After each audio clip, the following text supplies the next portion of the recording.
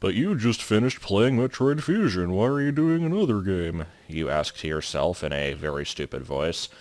I actually, announced that I was going to be doing this during a Tomb Raider stream, but there were only, also, yeah, Tomb Raider, that's what it's called. There were only, 3 people watching that, so I doubt many people knew I was doing this. Anyway, this is Super Metroid. Apparently this is also being done by the Runaway guys at the same time. I didn't know that when I already basically set my mind to doing this game. So, that's a thing.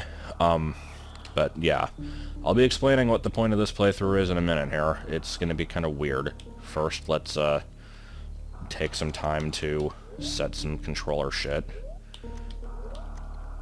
I think this is fine. So I'll explain my issues with this game's controls once I actually start playing it. And I've explained them before, but whatever, we'll do it again. This stuff I think we're just going to leave as it is. The moonwalk does sound actually kind of intriguing. So, actually, for the beginning of the game, let's try it out, and then I'll probably change it later. So, I'm going to go ahead and sit through the intro here. I'm not going to speed it up or anything. If you don't know anything about the game's story, if you haven't really seen much of this series in general, then, I mean, it might be something interesting to you. I'm assuming most of you have probably seen it, because this is a very well-known game, but whatever, I'm going to leave it there. And, The last Metroid is in captivity. The galaxy is at peace. well, only spoken line of the whole game. Alright, so, while the game is explaining its own story, I will re-explain my story with this game. I've told this thing a million times, particularly during the Smash Bros. 64 thing, where I was kind of explaining my, personal experience with all the main series and that. But, basically, my exposure to Metroid was very minimal up until Prime came out, and then I played through that game and liked it. I got Fusion as my first 2D game. Liked it to a certain degree, not as much as Prime, but it was pretty good. And then did the, link cable connection thing to unlock the original NES Metroid, which I beat with a map. And it was not until after that that I tried out this one. And this was the very first game I ever, actually emulated, unless you count Mario 64, which I owned the game of, so it was this was my first time ever playing a brand new game with, keyboard controls and stuff. I don't really know what else to say about that. Basically, I was just opposed to doing that for a number of years, and I eventually gave in. But, because I did not play this game when it was new, some of the magic was kind of lost on me. It's the same problem with Link to the Past, and to a lesser extent, Mega Man 7, because both of those are Super Nintendo games that are usually pretty highly regarded. Link to the Past more so, but something about them just feels off to me, and it's because I didn't play them until many years later, so it's just things that the normal player would kind of take for granted. If you grew up with it, it's who cares about that kind of stuff? But for me, it's just these little annoying things that I can never really let go of, and it's extremely petty, and I will admit that. But we'll be seeing one of those things in a minute here as soon as I land. So, here's my first problem with this game. I hate the original beam. When you actually get upgrades to this thing, it's not as bad. But this first beam is the most piddly, you can't rapid fire with it. This is as fast as it goes, and I feel like you can shoot faster than this in most of the other games. It's this tiny little when it hits stuff. It's I don't know what this beam is, but it sucks. And it's supposed to suck, because you're supposed to upgrade it, but it feels less powerful even than the one from the NES game. And so that always kind of caught me off guard, I guess, and just, I don't know. The other thing is, from the controls, you could tell there was a run button. They removed the run button from the GBA games and just made it automatic. In this game, you do have to hold a button for it, like Mario, which would be fine except in Mario, there's really only run and jump. In this, there's run, jump, and shoot, and it's very difficult to find a button combination for those that really feels good. The default one, as you might have seen when I was setting the controls, is run on B, which is the bottom, jump on A, which is the right, and shoot on X, which is the top. And I never really played with that format. I kind of tested it with a controller I have next to me here, just to see what it would have actually felt like.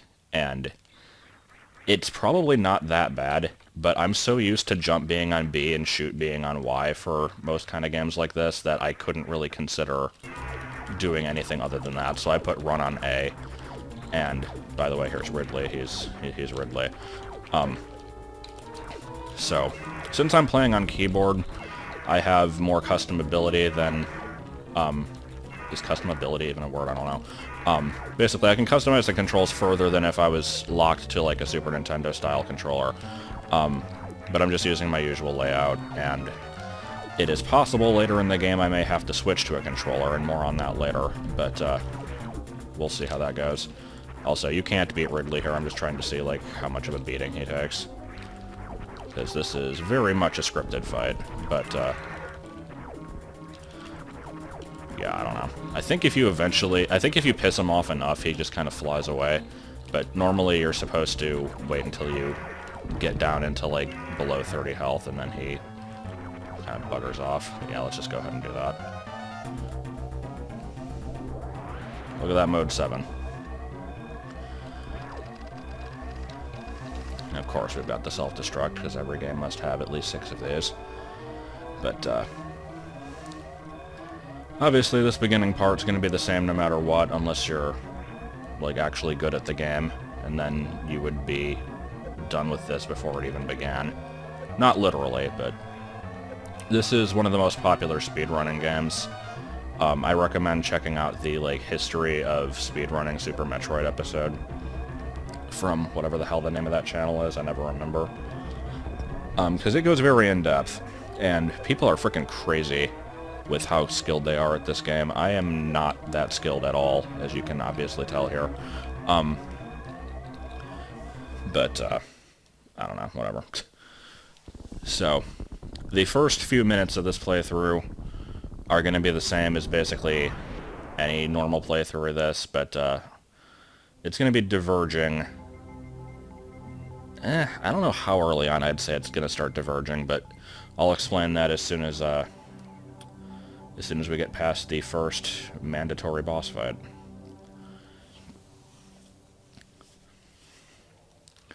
So, I've explained my stupid, like, biased introduction to the game. And for the record, the things I hate about Link to the Past are just as petty. It's basically, I hate the way that Link's hair, like, I hate that it's pink.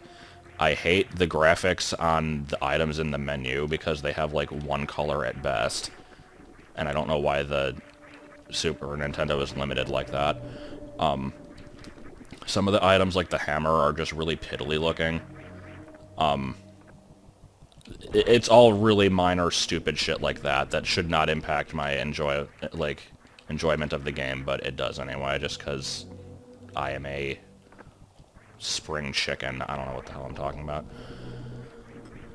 If I had played it as a young bab, I would have probably appreciated it a lot more. So, for the benefit of anyone who has not seen this game, or really any of the previous games in the series, I do have videos of most of them on my channel. Actually, yeah, I think this is the last 2D one that I haven't done, unless you count Other M. But obviously, as the intro said, this is Metroid 3, so it takes place after the NES game, which was retconned into Zero Mission, and then Metroid 2 for the Game Boy, which was my first ever LP, and there is a video in that series that is apparently blocked in most countries because of the De Kabouter song that played in it, and I'm probably not going to fix that because I'm lazy. But yeah, this is Planet Zebes, I guess is how you say it. I always thought it was Zebes, but it's not. And this is where we fought Mother Brain at the end of the first game, and everything's just kind of ruined, and it is actually pretty decent atmosphere. I will grant it that much. That's the thing. I will harp on very minor, stupid things in this game constantly, but I will fully admit that this is actually, like, an extremely good game, and it's probably the best in the series. I still kind of prefer Zero Mission for certain reasons, but this one, I think, in terms of sheer scope and, like, what it did for the series, is the best one. So here is not the Morph Ball, but the Morphing Ball. And, oh noes, there is a thing. Will I use the Morph Ball to escape? Of course not. I can do this. But now you're supposed to do that. So, remember when I said that I first played this on emulator after having played the NES game? I got to this room after getting the Morph Ball. Now, this is, like, these screens here are exactly the same layout as the screens in the original game. And I was so stuck here. I shouldn't have been. But I see this, I'm like, okay, that's a red door, or I guess it's pink in this, whatever. I need missiles to open that. I don't know where there's missiles, so I might have to go back, because I was expecting these to be bomb only, and you don't have bombs. And in the NES game, you can't aim down. So it did not even occur to me to do this. I don't know if they expected that to be, like, kind of the moment where the people who grew up with the original game kind of have that, like, aha moment where it's like, oh, wow, this game has a lot more maneuverability and accessibility than the original game. But, yeah, it took me longer than I'd like to admit to know how to do that. Also, still using 5 missiles to open doors. They changed that for Zero Mission, thankfully. And speaking of things in the NES game, where is it exactly? Yeah. I knew that was there because I had a map of the original game. I don't know how the hell you were supposed to know about it otherwise, and in this game, pretty much your only hint that it's there is the fact that it was there in the original. And if you didn't know that, then you're just kind of out of luck, because the map certainly doesn't show it. And, you'll eventually get an item that lets you find secrets like that, but only if you check every single sprite in the game with it, so yeah, one of the more cryptic ones. So, I've got some missiles, I've got this weird wall here that you can't do anything with. I might be able to get that thing with, like, a pixel-perfect wall jump, but I don't know if I can, so whatever, we're moving on. And there are horrible construction noises outside. Luckily, this microphone kind of sucks, and it might not be picking them up. I don't know. So, let us head out.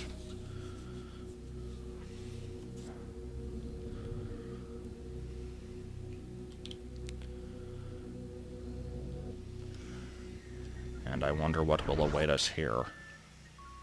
Oh noes, I say before they show up. There are things that die in one hit. I like the space pirates that die from one hit from the shitty pea shooter. They're pretty good. It wouldn't really be fair to the player, I guess, to make them any harder than that.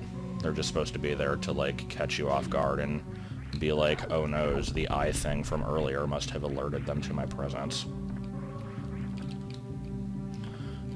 And, okay, can we not fall off the platform? That would be actually pretty good. So this is the first time in the series that we actually see these enemies, and I don't know if they're specifically actually, like, referred to as space pirates, like in the manual or anything. Because I think they're just supposed to be called, like, okay, what the hell? Why am I falling so much? This is awful. I'm usually not that bad at this. I don't know. But, like, I think they're just called Zebesians, or I guess Zebez. I don't know how the hell you say it. But they're space pirates, whatever, that's what we're gonna call them. And also, wouldn't the name Zebesian, like, imply that they're native to this planet? As we learned in Prime 3, they actually come from a different planet, which is very orange. But, obviously that was a lot later, and is arguably not canon, so, whatever. So let's just basically, I was going to say ignore these enemies, but apparently I'm going to get hit by them anyway, so never mind. Is this just a save room, or I think this is a map room actually, and I can't do it either way, so never mind. This is possibly a save room or a map room. I don't know this game's layout that well. Oh, no, actually I'm pretty sure I know exactly what this is, and it is neither. We'll see in a minute, I guess. Can we hit the small floating things? Can we not suck ass at the first 5 minutes of the game? That would be great. 5 minutes, I say 15 minutes in. Oh, no, it is a map room. Can we do the trick? No. I'm gonna try to do that every time I get to a map. Apparently if you pause at, like, the exact right moment when you touch that thing, it, interrupts the map collecting. I hesitate to call it a cutscene, but it goes by ever so slightly faster. Yeah, I don't know. Because, yeah, this game has a number of different tricks in it, and the map skipping one is certainly not one of the more noteworthy, but it is a thing that exists. And I have no reason whatsoever to save, but I'm going to do it anyway.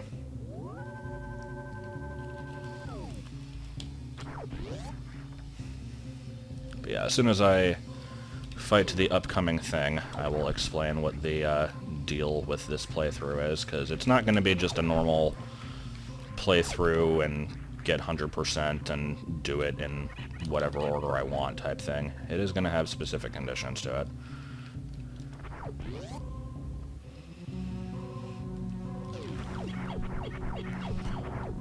I should probably get that health, actually. After immediately wasting half my arsenal. As you know, them doors... I don't really understand why the first few games made you use 5 missiles on a door. It seems a bit excessive. Alright, so let's grab us some bombs. So, action figure turns into ball and set it with the Y button. Just do this for a bit. Gasp. Okay, so here's going to be my first time using missiles on an enemy, and pressing the speed up key, because I'm thinking that start is on space for some reason. No, I'm pausing here because earlier I was complaining about the shots not having much impact. The missiles are much worse. They just kind of... They feel like you're just kind of shooting railroad spikes into things. Like, there's no explosion or anything. It just kind of hits a thing, and it's like, oh no, I was hit with a spike. Like, I don't understand why the missiles have no impact in this, and I think they do on certain enemies and not others. But because this is the first enemy that you're likely to use them on, I just always got that impression, and I'm like... Everything just feels weaker in this game, which is weird because you have so many more abilities than in, like, even some of the ones that came later, like Zero Mission and stuff. Like, there's special stuff you can do in this game that is not in that one. They really kind of went all out with this one, giving you all sorts of abilities. But, I don't know, it's just a thing. And I'll probably never never shut up about it, but whatever. So, that was bombs, and that is also the, unless you count Ridley at the beginning, that's the first, like, mini-boss of the game. And that is also the last mini-boss for quite a while, because there's a challenge that people have come up with for this game called the Nbnb Run, stands for No Boss Mini-Boss, where basically your goal is to get as far as you can and collect as much stuff as you can without ever fighting any major bosses or mini-bosses until you are absolutely forced to. Or, I guess technically the run ends when you get all the items possible, and then you just kind of stop and you don't finish the game. I don't know what the percentage that you can reach is. I have done absolutely no research on this type of run. I just know it exists. And so we're going to be kind of going through a bit of a learning experience with this playthrough. I'm going to bumble around a crap ton and basically just see how much stuff I can get for however many episodes it takes me to feel like I've completed the map. And at some point, I'm sure I'll actually look up a guide to like what's obtainable and find out what I've missed and stuff. And once that is finished, we will then be switching gears and moving to a reverse boss order run. Because, as we'll be seeing in a minute here, as soon as I get to the relevant room for it, much like the original game in Zero Mission, this game has a final area that is locked off, locked until you beat all the major bosses. There's 4 of them in this game, and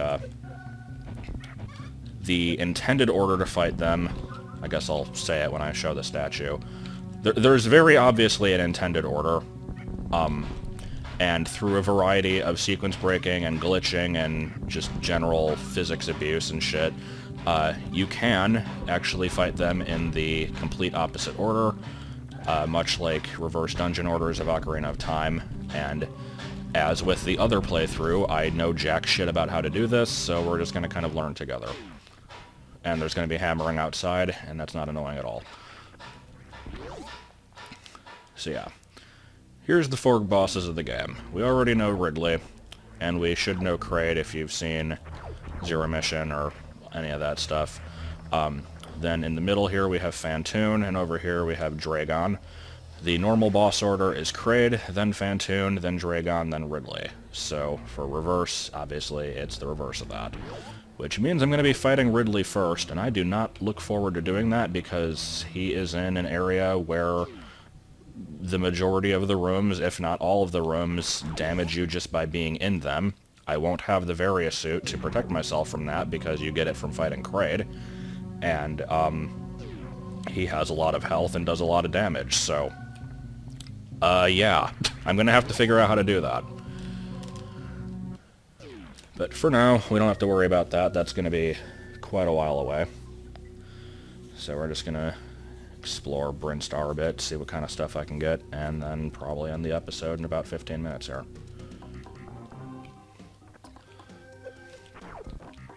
Now, when Brinstar became green and full of plant life, I'm not exactly sure, because last I saw it, it was mostly, like, just, I guess either blue or gray, depending on which game we're talking about, and just kind of rocky and generic cave. But, yep, it got a rehaul here. And is this... I don't actually remember what this leads to. Probably just a save station or something. Or map, more likely. Oh, also, you'll notice I'm, like, crouching to shoot enemies. There are aiming buttons here, but it's on L and R, and with the keyboard setup that I'm using, it's very awkward to actually ever use those, so I probably won't be most of the time. That is what separates me from the people who are good at this game, and let's see if we can do the map trick. No? Nah, I don't know how to do it. However, there is a trick that I do know how to do, and we're going to get to that in just a second here. Going back to complaining about controls, since I never liked the original button setup, and I usually change, like, when I'm on emulator, I usually change it to this one where run is on A, because then I basically just use the J, K, and L keys, L being run, K being jump, J being shoot. It works out pretty well for the 3 fingers that you use there. On an actual controller, if I'm playing it on, like, the system, I actually do have this game on Super Nintendo, and probably should have it on, like, the Wii U or something, but I don't. But if I ever do play this game with a controller, I usually prefer to put run on the R button, because it doesn't take up one of your, like, one of the places where your thumb has to be. But the problem with that is there's a secret move that requires L and R to be the aiming buttons for some reason, so it kind of messes everything up if you do that. I don't know why I went back through the store, hold on. Also, I was only grinding there to take up time while I was talking. There was no reason for me to get those missiles. But, there's a missile here, and we can't skip the box. Another minor gripe I have with this game. Select penis and press the Y button. When I was going through this game with Joel over Skype, like a couple of years ago, I guess he had shoot set to B, and so we would always just say, like, select penis and press B, and then that is what caused, the, like, penis, comma, B nickname for one of the Pokemon runs. I don't remember what it was. Anyway, let's see if we can do this. Yup. Okay, so that was a sequence break. Normally, well, I'll show what happens if you don't do that correctly, but, let's go ahead and get the spoils of that while I'm here. So here is a reserve tank. Reserve tanks are frickin' weird. They only ever showed up in this game. I don't really understand the point of them. As you can see at the top there, it has that little auto thing. So, basically, you can switch these between auto and manual, and basically they're just extra energy tanks beyond the, like, 14 or however many you can normally get. And I don't really get why they're like that. It's like, you collect, if you have full health, like I do right now, and then if you collect more health, it puts them into the reserve tanks, and then it's like, if you die, it pulls from the reserve tanks to bring you back to life. But functionally, I don't really see how there's a difference between that and just having more tanks. And if you have it set to manual, then you have to, like, actually go into the menu to activate them, and it just seems like unnecessary work. Anyway, I liked that series of missiles behind other missiles there. That was pretty good. This game has a lot of shit like that, where stuff is just hidden in really, really stupid places.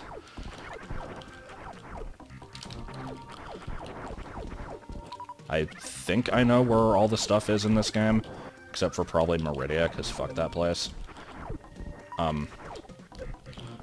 But yeah, it's...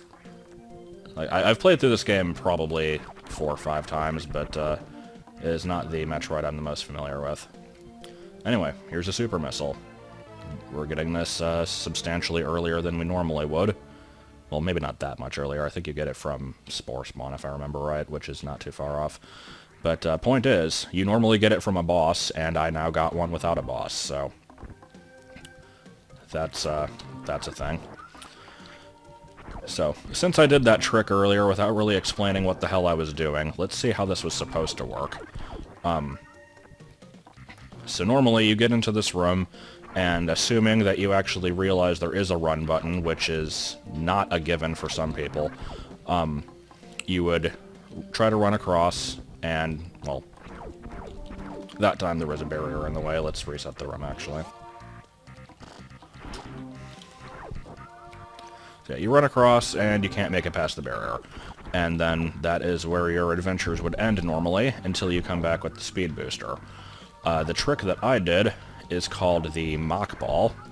It's where you, basically, I'm going to do it again just to show it off. You get a running start, which you have to do from this room, and then jump, and then while in midair, basically morph. Okay, I messed it up. But you have to, like, you have to go into the morph ball at a pretty precise time when you hit the ground. Like, it's not frame perfect, but it's... Okay, I messed that up again. I like how I got it on my first time, and now that I'm actually trying to demonstrate it, I can't do it. I don't think I jumped there. Nope. I'd like to do it again, but you get the point, I guess. You basically just morph in midair, and then you kind of maintain your running speed as the ball. Yeah, there you go. Because normally if you try to get through that with just the regular morph ball without doing that trick, it's not fast enough to make it through. Like, it'll just, it'll fall through the crumbling platform. So, Mock Ball's kind of cool. There's a few places it's useful. There's one down in Norfair also, I think. Alright, so let's see what else we got. This is a save room. I might as well open it up. I don't know if I'm going to bother to, like, mark every single map every single square on the map. Usually I am somewhat OCD and like to do that, but it's not really needed for anything, I guess.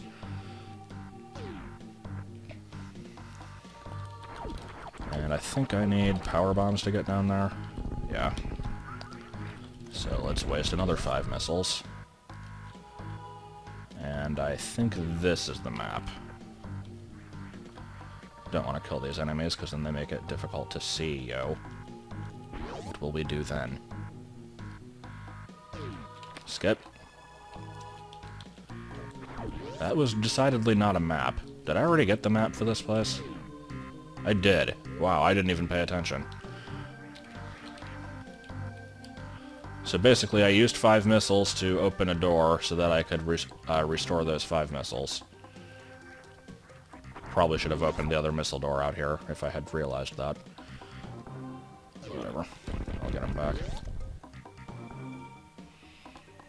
I wonder if 1 super missile opens these doors. I haven't tried that.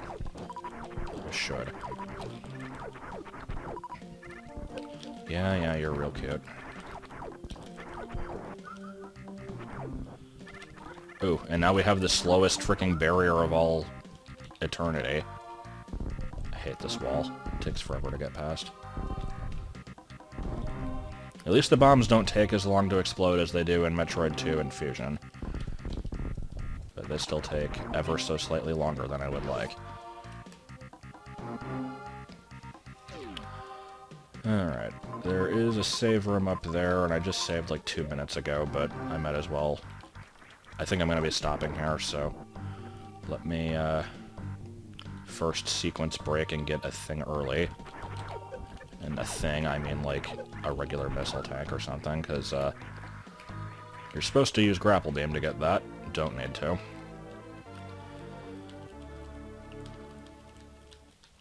Come on. I think there's a wall over here you can destroy. I never remember. Power bombs, that's right. What about that thing down there? Is that a thing? Nope. Okay.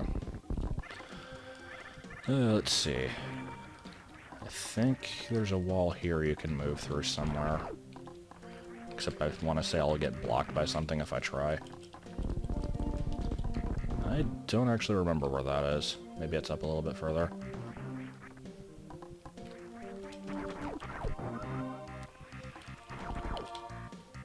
Maybe I need to, like, shoot something out first. I can't tell. It's something I'll probably need to know at some point, because, I believe there's a way to go through it backwards. But, so yeah, left leads to a save room. If I go right... Let me do a quick save state here, which I think is F2 on the simulator. Yeah. Oh, right, super missile. Yeah, that works. Get rid of these frickin' things. Yeah, I save stated because I was pretty sure that door was going to lock behind me. Here, do you explode if I hit you? Yeah, you do.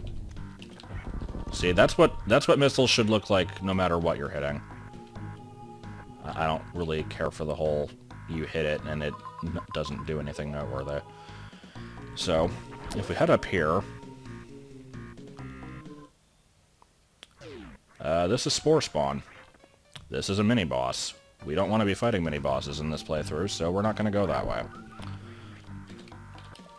So when I said that it gives you super missiles earlier, I meant like 2 seconds earlier, because it was right there.